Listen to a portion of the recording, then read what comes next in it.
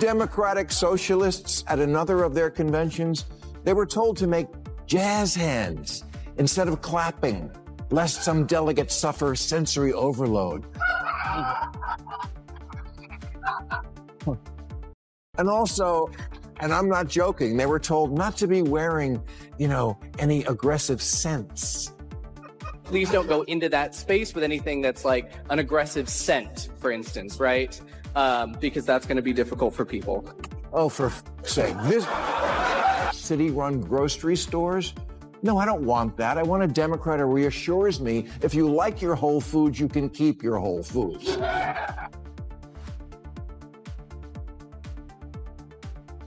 Governor-elect Spanberger once said about Biden's presidency that, quote, nobody elected him to be FDR. They elected him to be normal.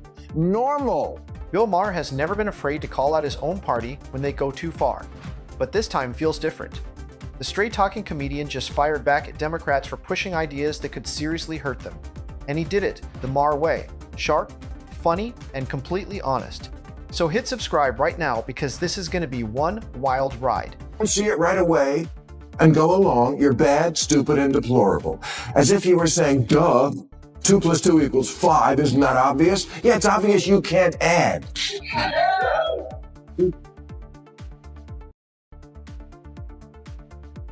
You can't just say math is racist, queers for Palestine, looting is cool, healthy at any weight. If the men's football team played the women's team, it would be a tie. You can't just say shit. Maher didn't hold back when he went after the woke thinking spreading inside his own party. He made it clear that Democrats can't just say whatever sounds good and expect everyone to clap. Those days are gone.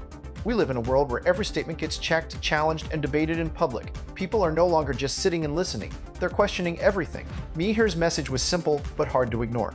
You can't pretend something is true and expect voters to just go along with it. You can't bend the facts, ignore obvious problems, and assume people won't notice. Voters see right through it. They hear the spin, and they're getting fed up. According to Maher, faking reality doesn't change reality. It just makes you look out of touch. And when a party starts sounding disconnected from real life, it doesn't just lose respect, it loses elections. Democratic socialism is like a dating profile. Things look great until you meet up in the real world. For example, Bernie Sanders, his big thing was always bringing single-payer health care to our country of 340 million. But when liberal tie-dyed Vermont tried to do it for a population of 626,000, it collapsed like that poor f*** in the Oval Office last week.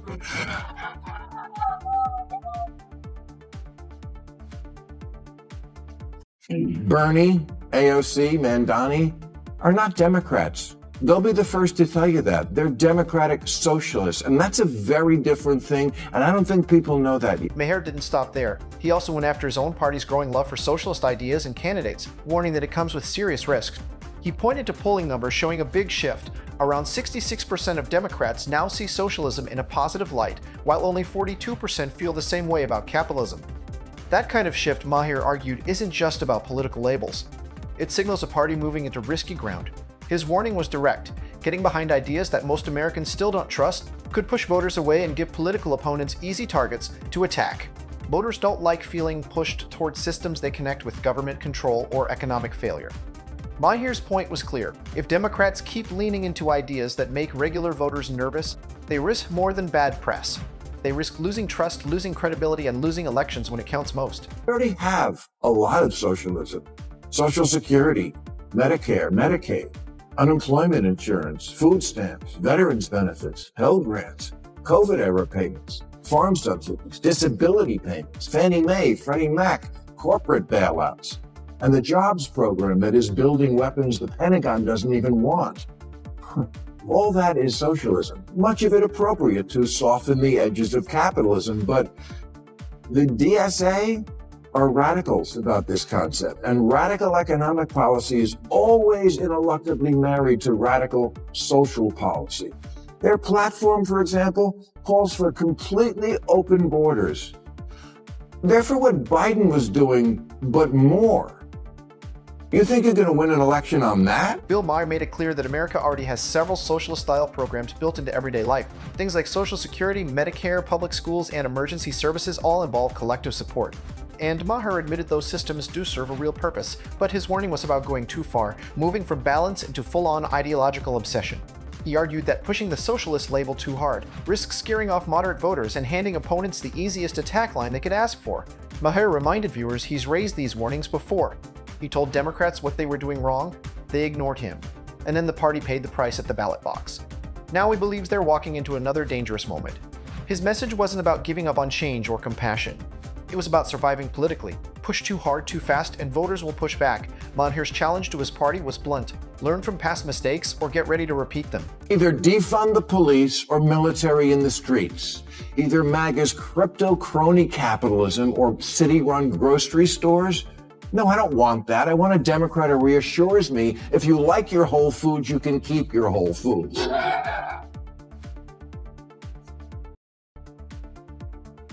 Governor-elect Spanberger once said about Biden's presidency that, quote, nobody elected him to be FDR. They elected him to be normal. Normal.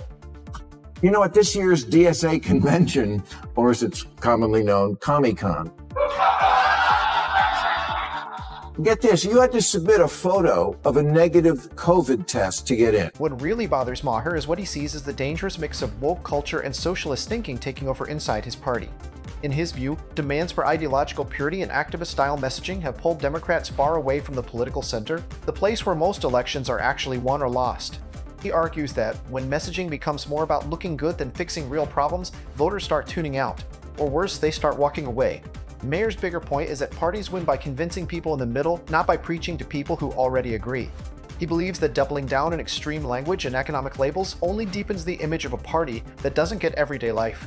Instead of gaining ground, he warned, they may be digging themselves into a deeper hole. His frustration comes from watching what he sees as avoidable mistakes happening right in front of him. For Maher, the road back to power isn't about going further left. It's about rebuilding trust with the voters who actually decide elections.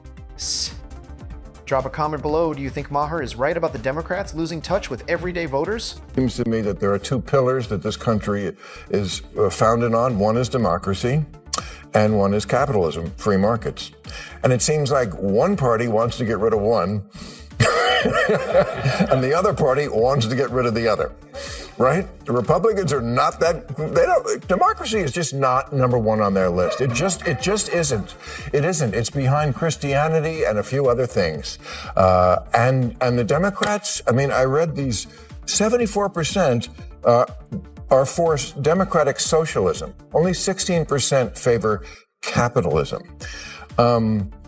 Is this going to be a country that I don't recognize in 5 to 10 years if we don't have these two pillars? What really bothers Maher is what he sees as the dangerous mix of woke culture and socialist thinking taking over inside his party. In his view, demands for ideological purity and activist-style messaging have pulled Democrats far away from the political center, the place where most elections are actually won or lost. He argues that when messaging becomes more about looking good than fixing real problems, voters start tuning out, or worse, they start walking away. Maher's bigger point is that parties win by convincing people in the middle, not by preaching to people who already agree. He believes that doubling down on extreme language and economic labels only deepens the image of a party that doesn't get everyday life. Instead of gaining ground, he warned, they may be digging themselves into a deeper hole. His frustration comes from watching what he sees as avoidable mistakes happening right in front of him. For Maher, the road back to power isn't about going further left. It's about rebuilding trust with the voters who actually decide elections.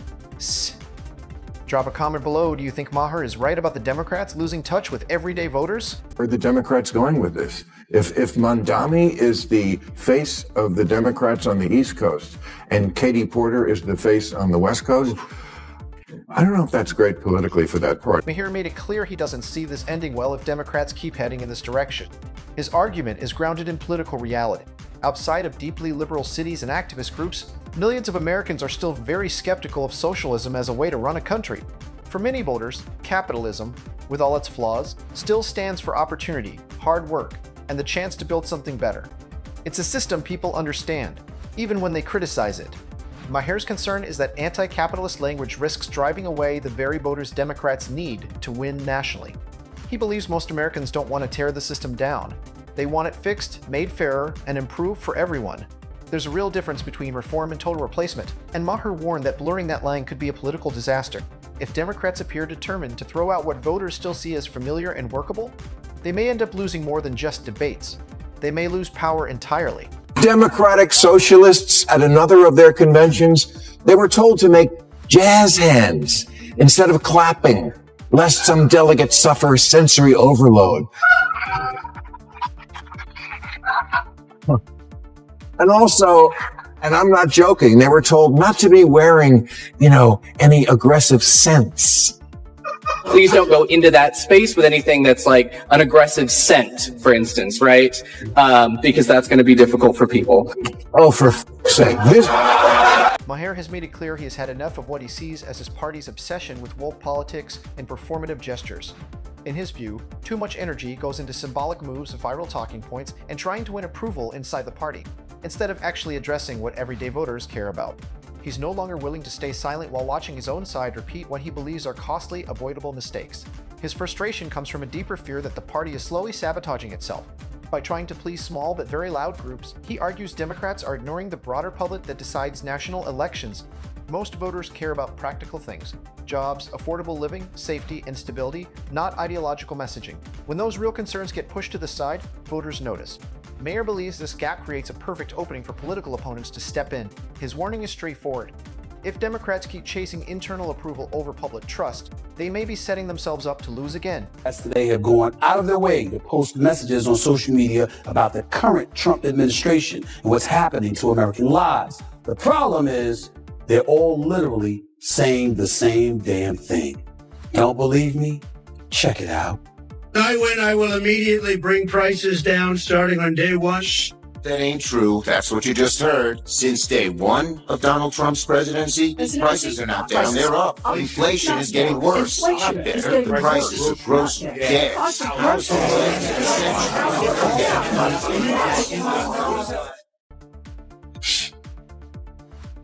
Now you see why Stephen A. Smith was in the polls as a presidential candidate? See what I'm talking about? You see that idiocy right there? Maher isn't the only one frustrated with where the Democratic Party is heading. Other prominent voices, including sports media personality Stephen A. Smith, have also spoken up about the party's problems. Smith doesn't focus on ideology or political labels, but he's been very direct about what he sees as weak messaging and empty political theater. His focus is on results, credibility, and whether the party's actions actually mean anything to regular people. Smith has questioned whether certain high-profile gestures and public statements accomplish anything real beyond generating attention online. In his view, voters want honesty, strength, and straight answers, not symbolism that feels completely disconnected from their daily lives. His criticism reflects a wider concern shared by many observers who believe the party is losing its message. When well-known voices from very different backgrounds start raising the same concerns, it signals something deeper is wrong. A real unease about strategy, priorities, and whether the party can win back the public's confidence. Who do you think speaks more truth? Bill Maher or Stephen A. Smith? Comment your pick below. Hell, with 22 Democratic senators be literally echoing the same thing and think that would resonate with the American people. All it shows is that the same fabric of our democracy is unchanging in the eyes of some of these officials, and as a result, the constituency they represent, which is why Donald Trump is in office. What, do I have to come up to Capitol Hill and give you lessons? Seriously, you don't get it? Oh, you did. Elizabeth Warren, Cory Booker, Chuck Schumer. Let's all get together. Let's put this in a prompter, and all together, albeit in separate rooms, we'll grab a microphone and say the same damn thing. And that's what's going to resonate with the American people. And then you wonder why you're no longer in power. In the end, Maher's warning doesn't come from hating his party. It comes from frustration and genuine fear that it's slowly destroying itself politically. He sees a party too caught up in ideological trends, empty gestures, and messaging that pushes away the very voters it needs to survive. His message is simple. You cannot win national elections by only speaking to activists while ignoring the rest of America.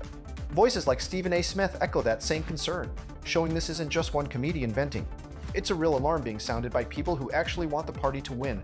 When longtime allies start publicly speaking out, something deeper is clearly wrong. Maher's challenge to Democrats is urgent. Get back to reality. Focus on real issues. Stop chasing ideological approval at the cost of public trust. Because if they don't change course soon, the consequences won't just be criticism, it'll be defeat, and possibly long-term political irrelevance. If this video opened your eyes, smash that like button and subscribe for more bold, honest political breakdowns every week. And don't go anywhere, my next video is showing on your screen right now. Trust me, you don't want to miss it.